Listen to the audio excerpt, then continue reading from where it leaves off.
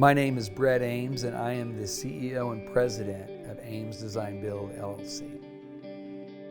This lot was really challenging, and how we did this one was to solve it with what we call an over-under.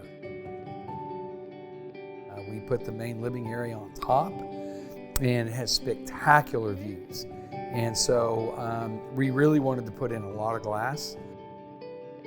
From the time you walk into the entry door, you get a look at this.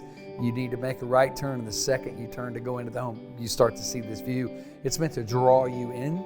You're just looking at this view all the time, and it's fantastic. But I will tell you, the view that surprised me the most was the view in the lower entertainment and game room area and the outside living area.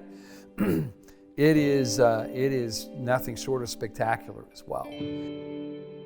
And we went to Western and asked them to design the openings that we asked for, and they nailed it. I mean, we pretty much are wall-to-wall, floor-to-ceiling glass. And then we carried that into the railings outside, so you've now got glass looking through glass into the spectacular view.